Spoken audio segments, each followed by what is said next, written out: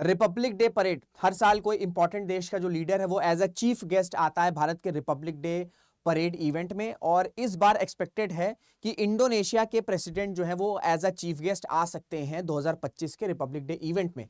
लेकिन पिछले हफ्तों से ये खबर आने लग गई, स्पेशली पाकिस्तानी मीडिया में, कि इंडोनेशिया के प्रेसिडेंट जब भारत आएंगे रिपब्लिक डे इवेंट में एज अ चीफ गेस्ट, तो उसके तुरंत बाद वो पाकिस्तान ट्रैवल करेंगे, जिसके बाद कंसर्न्स जताया इंडियन अथॉरिटीज ने, क्योंकि इंडिया का स्टांस रहा है कि जो भी लीडर्स इंडिया आ रहा है वो बिल्कुल भी अपना विजिट मिक्स ना करे पाकिस्तान के साथ, यानी कि अगर कोई भी देश का लीडर भारत आ रहा है तो वो तुरंत पाकिस्तान ना जाए, इस पर कंसर्न जताया। और अब ये खबर आ रही है कि इंडोनेशिया के जो प्रेसिडेंट हैं शायद उन्होंने पाकिस्तान जाने का जो अपना विजिट है उसको पोस्टपोन कर दिया या उसे रिजेक्ट कर दिया, कैंसिल कर दिया है, एंड वो भारत आएंगे और उसके बाद डायरेक्टली पाकिस्तान नहीं ट्रैवल करेंगे। तो ये पूरा मामला क्या है इसको समझने की कोशिश करेंगे, प्लस ये भी देखेंगे कि किस तरीके से हर साल जो रिपब्लिक डे परेड के लिए चीफ गेस्ट को चुना जाता है उसका प्रोसेस क्या होता है, क्या क्या फैक्टर्स रखे जाते हैं, ध्यान में रखे जाते हैं, एंड ये भी समझने की कोशिश करेंगे कि इंडिया और इंडोनेशिया के रिलेशंस किस तरीके से बढ़ रहे हैं, क्यों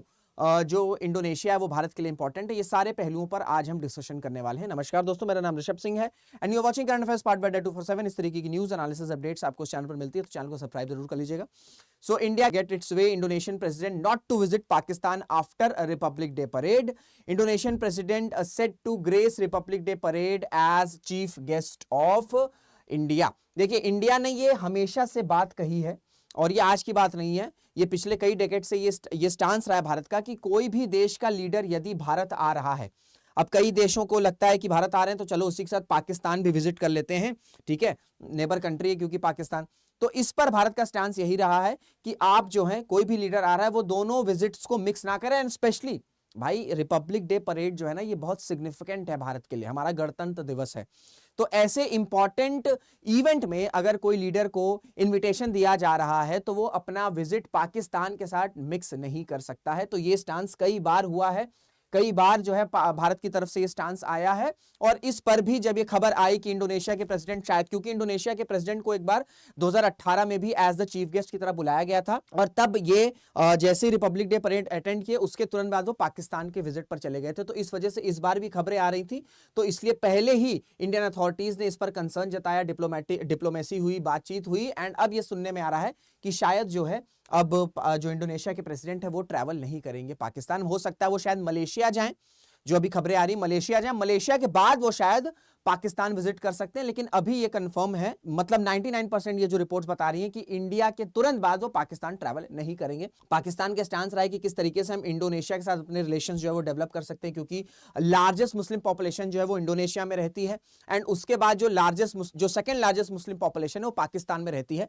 तो पाकिस्तान ये जो ब्रदरहुड है इसके बेसिस पर चाहता है कि इंडोनेशिया के साथ ट्रेड रिलेशंस इंप्रूव हो, लेकिन एक और इंपॉर्टेंट एस्पेक्ट है कि बिल्कुल ब्रदरहुड है, लेकिन पाकिस्तान ये जो कह रहा है कि इंडोनेशिया के साथ हम अपने इकोनॉमिक टाइज इंप्रूव करना चाहते हैं, लेकिन सबसे इंपॉर्टेंट कंसर्न ये है कि इस वक्त पाकिस्तान की जो इकोनॉमी है या पहले भी जो इकोनॉमी है वो कुछ खास रही नहीं है, इंपोर्ट डिपेंडेंट ये कंट्री है, कर्जों पर ये कंट्री चल रही है, तो ऐसे में ये बड़ा इंपॉर्टेंट सवाल बन जाता है कि किस तरीके से सिर्फ ब्रदरहुड के बेसिस पर क्या आप इंडोनेशिया जैसे इंपॉर्टेंट, जो कि एक इंपॉर्टेंट साउथ ईस्टर्न कंट्री है, क्या उसके बेसिस पर पाकिस्तान अपने रिलेशंस बना सकता है। खैर ये एक ऑब्जेक्टिव था जिस वजह से जो है ये विजिट किया जा रहा था, लेकिन मैंने आपसे बताया कि भारत ने इसका एक तरीके से प्रोटेस्ट किया, उन्होंने बोला कि नहीं, इस तरीके से चीजें नहीं हो सकती, एंड इसके बाद अब ये जो न्यूज आ रही है वो कंफर्म हो चुकी है, जहां तक कि इंडोनेशिया के प्रेसिडेंट पाकिस्तान ट्रैवल नहीं करेंगे। डिप्लोमेटिक लेवल में एक और जगह जो है पाकिस्तान की हार हो चुकी है, वो इंडिया ट्रैवल करेंगे। ना ऑब्वियस सी बात है, जब भी इंडिया पाकिस्तान को चूज करने की बात आती है तो जितने भी लीडर्स हैं जिनके पास सेंस है, जिनको पता है,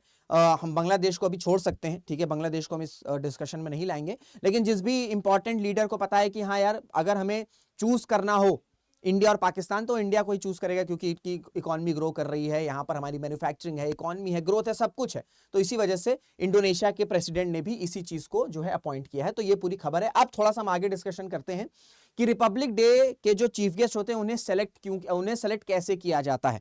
देखिए, कोई एक दिन का इवेंट नहीं है, जैसे 26 जनवरी तो उससे 6 महीने पहले से ही तैयारियां शुरू हो जाती हैं, पोटेंशियल लिस्ट बना दी जाती है कि किस लीडर को जो है वो इनविटेशन दिया जाएगा, ठीक है। अब उसके पीछे कुछ फैक्टर्स होते हैं। सबसे इंपॉर्टेंट ये है कि इंडिया जैसे इंडोनेशिया को इनविटेशन क्यों दिया गया है, क्योंकि इंडिया के लिए Indonesia south east Asian region, south east Asia में, ठीक है, ये एक इंपॉर्टेंट कंट्री है इस रीजन में। तो इस वजह से भारत जो है, एक तो हिस्टोरिकल रिलेशंस रहे, क्योंकि नॉन अलाइंड मूवमेंट में भारत और इंडोनेशिया, ठीक है, फाउंडिंग मेंबर थे, तो हिस्टोरिकल रिलेशंस रहे। और इकोनॉमी जो है वो इंडोनेशिया की भी ग्रो कर रही है, इंडिया की भी ग्रो कर रही है। तो इस वजह से फ्यूचर प्रोस्पेक्ट में इंडोनेशिया काफी ज्यादा इंपॉर्टेंट होने वाला है इंडिया भारत के लिए, इंडोनेशिया भारत के लिए। तो इस वजह से ये चीज देखी जाती है कि भारत जो है किसी भी देश के साथ किस तरीके से अपने रिलेशंस को डेवलप करना चाह रहा है और कैसे अभी उसके रिलेशंस है। तो पहला फैक्टर ये हो गया। दूसरा फैक्टर ये कंसीडर किया जाता है कि जो जिस देश के लीडर को हम इनविटेशन दे रहे हैं उसके इकोनॉमिक इंपैक्ट क्या है भारत के लिए, मिलिटरीली वो देश कितना इंपॉर्टेंट है भारत के लिए, पॉलिटिकली वो देश कितना इंपॉर्टेंट है भारत के लिए, और कमर्शियल इंटरेस्ट भी कितना फुलफिल हो सकता है। तो इन 4-5 फैक्टर्स को कंसीडर किया जाता है, लीडर्स की पोटेंशियल लिस्ट बनाई जाती है। ऐसा नहीं कि सिर्फ इंडोनेशिया के प्रेसिडेंट को ही सेलेक्ट कर लिया गया, नहीं। अब हो सकता है भाई हमने इनविटेशन दिया, क्या पता उनका विजिट जो है वो टाइट हो, वो ना आ सके, तो इस वजह से 2-4 इस तरीके से लिस्ट बनाई जाती है। फिर ये जो लिस्ट है ये प्रेसिडेंट के पास जाती है, प्राइम मिनिस्टर के पास जाती है। जब ये लिस्ट अप्रूव हो जाता है तब फिर जो है हम इनविटेशन देते हैं। और अगर वो शेड्यूल जैसे 26 जनवरी को रिपब्लिक डे परेड है, उस दिन वो लीडर फ्री हैं, उनके विजिट, उनका शेड्यूल टाइट नहीं है, वो वहां से अगर वो हाँ करते हैं तो फिर जो है इस तरीके से प्रोसेस शुरू हो जाता है।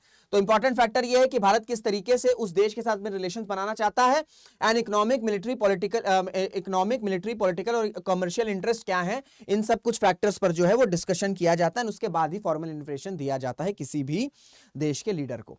अब देखिए बात करते हैं भारत और इंडोनेशिया। देखिए हिस्टोरिकल टाइज तो ही मैंने आपसे बताया, नॉन अलाइंड मूवमेंट, दोनों फाउंडिंग मेंबर्स थे। साथ में ही जो ब्रह्मोस सुपरसोनिक क्रूज मिसाइल है उसको जो है वो एक्सपोर्ट करना चाह रहा है भारत, जो है वो इंडोनेशिया को एक्सपोर्ट करना चाह रहा है, क्योंकि इंडोनेशिया के भी अपने इश्यूज चल रहे हैं, ठीक है। इंडोनेशिया के भी अपने इश्यूज साउथ चाइना में चल रहे हैं, साउथ चाइना सी, साउथ ईस्टर्न आपका रीजन में चल रहे हैं। तो इस वजह से इंडोनेशिया भी चाह रहा है कि अपनी नेवल, ठीक है, जो मैरीटाइम फोर्स है उसे स्ट्रॉन्ग करे। इस वजह से एक्सपोर्ट जो ब्रह्मोस मिसाइल है इसे एक्सपोर्ट करना चाह रहा है भारत। प्लस कई सारे प्रोजेक्ट जो है, कई सारे जो प्रोजेक्ट हैं उसमें भी भारत काफी इंटरेस्टेड है। स्पेशली आपका एक सबांग पोर्ट है, ठीक है, आपके एग्जाम में भी पूछा जा सकता है, सबांग पोर्ट है, यहां पर काफी ज्यादा इंटरेस्टेड है भारत प्रोजेक्ट्स को कंक्लूड करने के लिए। तो इन दोनों पर ही डिस्कशन हुआ था आपका नवंबर 2023 में, लेकिन फरवरी 2024 में इंडोनेशिया में इलेक्शंस होने वाले थे, तो इस वजह से इस डिस्कशन को फर्दर नहीं किया गया। और जब नए प्रेसिडेंट बन गए तो ये एक्सपेक्टेड था कि यही दोनों डिस्कशंस जो हैं, जब अभी इंडोनेशिया के प्रेसिडेंट आएंगे तो इन्हीं दो मुद्दों पर जो है वो चर्चा होगी, इन्हीं दो मुद्दों पर डिस्कशन किया जाएगा।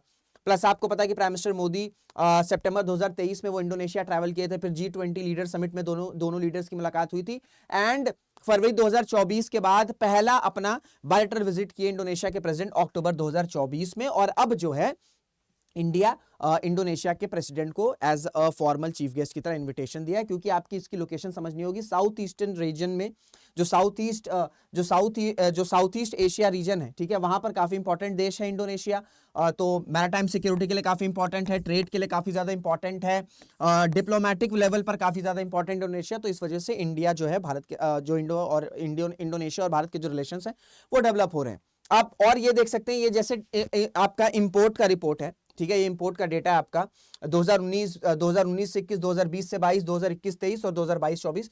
अगर आप 20-22 हटा दो क्योंकि पैंडेमिक का ईयर था, तो इंपोर्ट या फिर एक्सपोर्ट, ये आपका इंपोर्ट का चार्ट है, ये आपका एक्सपोर्ट का चार्ट है। दोनों ही वे में जो इंडोनेशिया है वो बड़ी तेजी से बढ़ा, और आज की डेट में हमारे 15 से 16 बिलियन डॉलर का जो है वो बायलैटरल ट्रेड है। एंड इसको किस तरीके से और बढ़ाया जा सकता है, इन सब मुद्दों पर जो है वो डिस्कशंस चल रहे हैं। और यही जो मुद्दा था, और इसे एनहांस कैसे किया जा सकता है, ये सारी चीजों पर डिस्कशन होने हैं जब एज अ चीफ गेस्ट जो है इंडोनेशिया के प्रेसिडेंट आएंगे रिपब्लिक डे परेड में।